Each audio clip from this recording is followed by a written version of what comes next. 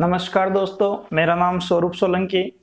सबसे पहले तो आप सभी को होली की बहुत बहुत शुभकामना, ढेरों सारी शुभकामना। होली सुख समृद्धि और शांति का त्योहार है। भगवान आपके जीवन में सुख समृद्धि और शांति लाए। और जो विद्यार्थी कॉम्पिटिटिव परीक्षा की तैयारी कर रहे हैं, मैं ईश्वर से कामना करता हूं कि अगली होली तक उनका सिलेक्शन हो जाए। दोस्तों, आज बात करते हैं एक नए टॉपिक की, जिसका नाम है इंडियन इकोनॉमिक। दोस्तों, स्टूडेंट्स ने मुझे कमेंट्स करा था और बोला था कि सर आप हमको पंचवर्षीय योजनाएं बता दीजिए। तो पंचवर्षीय योजना इंडियन इकोनॉमी का एक पार्ट है। मैं ये चाह रहा हूं कि आपको शुरू से ही इंडियन इकोनॉमी पढ़ाऊं, अर्थशास्त्र पढ़ाऊं और उसमें पंचवर्षीय योजना आ जाएगी। पहले बेसिक के 1-2 वीडियो आएंगे, उसके बाद में पंचवर्षीय योजना वाला टॉपिक आएगा।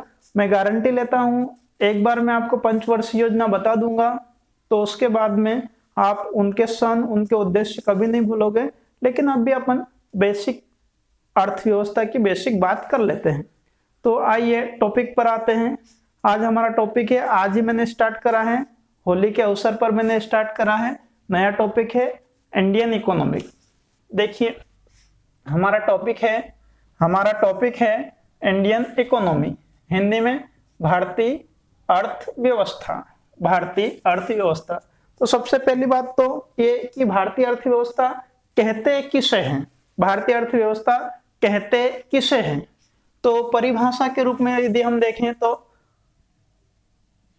भारतीय अर्थव्यवस्था पढ़ने से पहले थोड़ा सा परिचय अर्थशास्त्र के रूप में ले लेते हैं। ये जो भारतीय अर्थव्यवस्था टॉपिक है, ये अर्थशास्त्र के अंतर्गत आता है।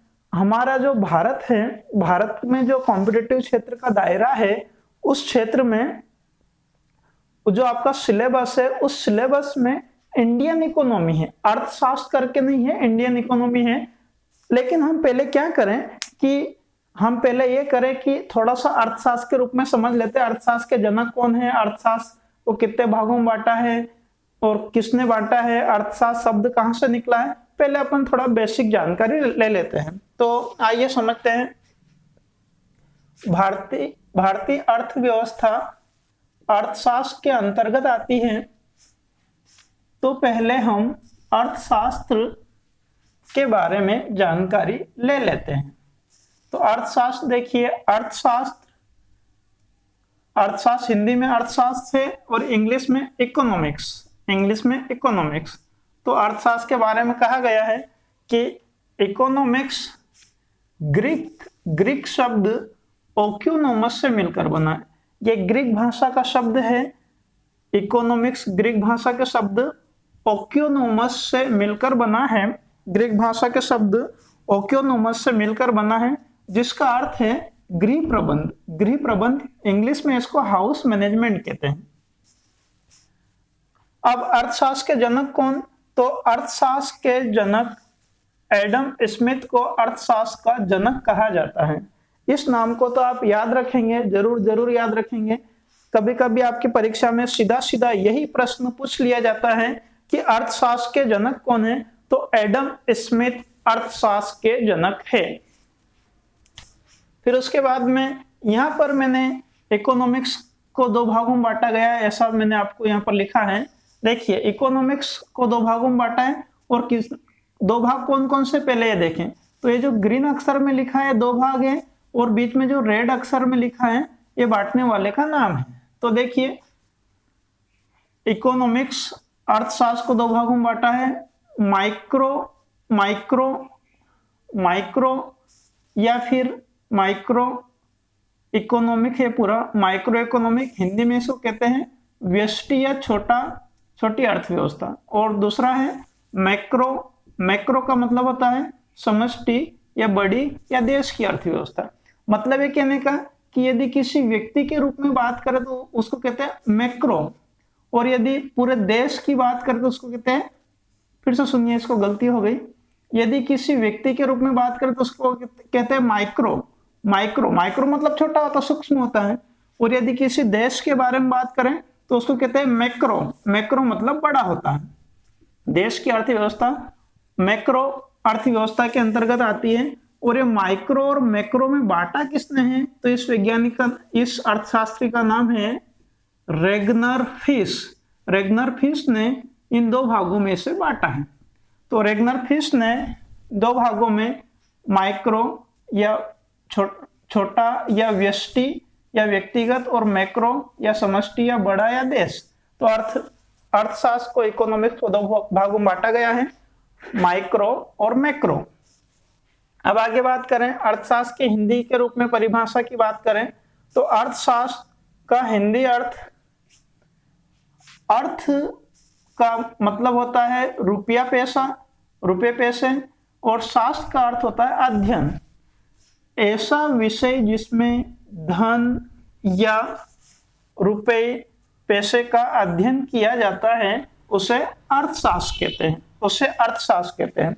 और मैंने आपको बता दिया हमारे जो कॉम्पिटिटिव परीक्षा है उसमें अर्थशास्त्र सब्जेक्ट नहीं है, उसमें भारतीय अर्थव्यवस्था है, भारतीय अर्थव्यवस्था है।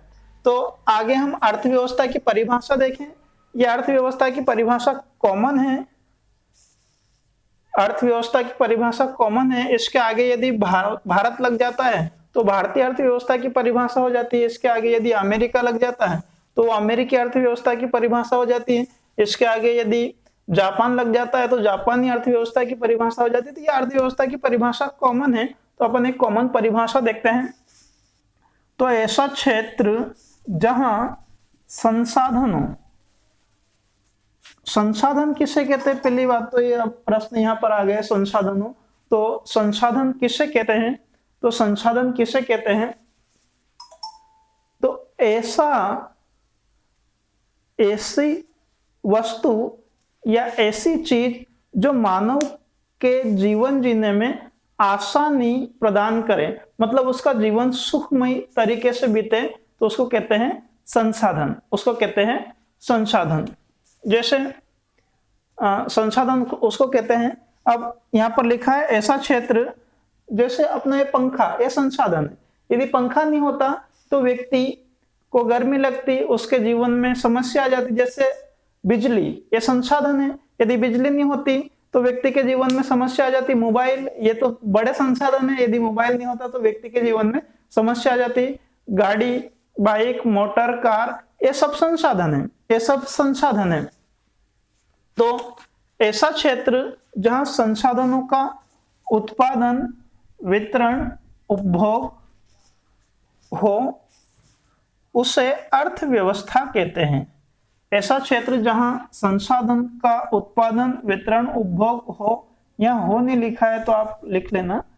ऐसा क्षेत्र जहां संसाधनों का उत्पादन, वितरण, उपभोग हो उसे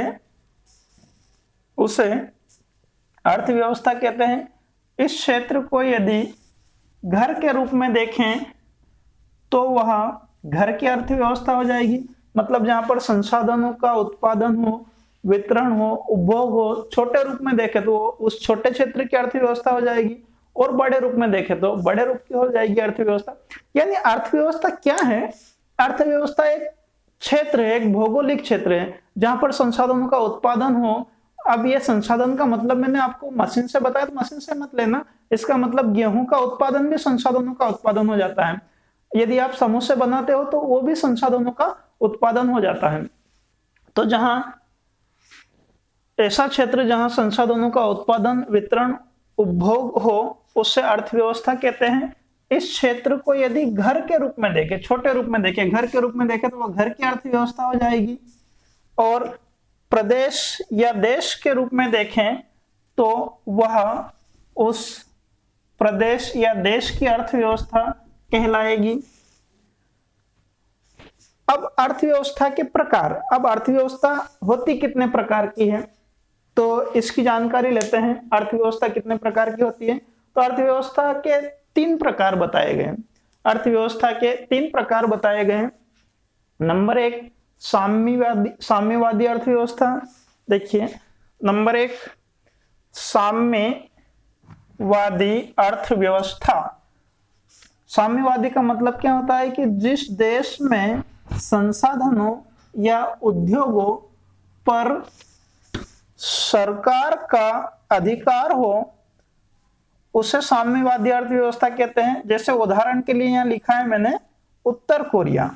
उत्तर कोरिया मतलब ये कहने का साम्यवादी अर्थव्यवस्था ऐसी अर्थव्यवस्था होती है जहां पर संसाधनों का या उद्योगों का पूरी तरह से सरकार का अधिकार हो उद्योगों या संसाधनों पर, वो प्राइवेट ना हो, प्राइवेट नहीं रहेगा। जहां पर साम्यवादी अर्थव्यवस्था होगी वहां पर मोबाइल होगा तो वो भी सरकारी कंपनी का बनेगा, पंखा बनेगा तो वो भी सरकारी कंपनी का बनेगा, उद्योग होंगे तो भी सरकारी कंपनी का बनेगा। मतलब जो भी चीज बनेगी उस पर सरकार का अधिकार होगा, तो उसे कहते हैं साम्यवादी अर्थव्यवस्था। इसका उदाहरण है उत्तर कोरिया। इसका उदाहरण है उत्तर कोरिया। हाँ, ये जिम योंग किम वाला उत्तर कोरिया है। उत्तर कोरिया, उत्तर कोरिया की राजधानी प्योंगयांग। तो जहां पर संसाधनों या उद्योगों पर सरकार का अधिकार हो उसे साम्यवादी अर्थव्यवस्था कहते हैं। उदाहरण के लिए उत्तर कोरिया। अब दूसरा है पूंजीवादी अर्थव्यवस्था। देखिए पूंजीवादी, उसके बाद में मैंने आ लिखा है, जगह कम पड़ रही थी थोड़ी, तो आज से अर्थ और व्यय व्यवस्था। तो पूंजीवादी अर्थव्यवस्था जिस देश में संसाधन या उद्योगों पर सरकार का हस्तक्षेप ना हो। मतलब सरकार क्या करेगी उद्योग कंपनी को कि आप हमको क्या कर दो, आप हमको थोड़ा बहुत टैक्स देते रहो और बदले में आप आपका उद्योग चलाते रहो। तो उसे क्या कहेंगे, उसे पूंजीवादी अर्थव्यवस्था कहेंगे। उसे पूंजीवादी अर्थव्यवस्था कहेंगे। उदाहरण के लिए हमारे पास में USA, United state of America, USA. और तीसरी अर्थव्यवस्था होती है मिक्स्ड इकोनॉमिक, मिश्रित अर्थव्यवस्था। और मिश्रित अर्थव्यवस्था क्या होती है कि देखिए पहले तो इसको अपन किताब के रूप में देख लेते हैं। जिस देश में संसाधनों या उद्योगों पर सरकार तथा निजी क्षेत्र दोनों की भागीदारी हो उसे पूंजीवादी अर्थव्यवस्था कहते हैं। जैसे भारत में क्या है, पूंजीवादी अर्थव्यवस्था। मैं आपको और अच्छे से समझाता हूं। जैसे अपन ने देखा होगा कि भारत में कोई सी कंपनी सरकार के अधीन है, कोई सी कंपनी प्राइवेट है। जैसे बीएसएनएल सरकार की कंपनी है, जैसे जियो प्राइवेट कंपनी है। तो जहां पर सरकार और प्राइवेट क्षेत्र दोनों की भागीदारी हो उसे मिश्रित अर्थव्यवस्था कहते हैं। और मिश्रित अर्थव्यवस्था का फायदा यह है कि व्यक्ति को, मानव को, जनता को सस्ती वस्तु चाहिए और टिकाऊ वस्तु चाहिए। और इस मिश्रित अर्थव्यवस्था से यह फायदा होता है कि लोगों को सस्ती वस्तु भी मिलती है और टिकाऊ वस्तु भी मिलती है। तो दोस्तों ये अपना एक टॉपिक है इकोनॉमिक्स का। ये पूरी सीरीज चलेगी। जैसे मैंने आपको प्राणी विज्ञान पूरा कंप्लीट करवाया, जैसे मैंने आपको स्पेस टेक्नोलॉजी पूरा कंप्लीट करवाया, वैसे मैं आपको अर्थव्यवस्था का ये पूरा इंडियन इकोनॉमी मैं आपको कंप्लीट करवाऊंगा। ये तो आज अपना शुरुआत का वीडियो है, एक इंट्रोडक्शन का वीडियो था। आगे भी अपन बढ़ेंगे। तो आपको वीडियो को लाइक करना है, शेयर करना है, सब्सक्राइब करना है और बीच में वीडियो को स्किप नहीं करना है। स्किप करने से पूरी बात समझ में नहीं आती है या बात कम समझ में आती है।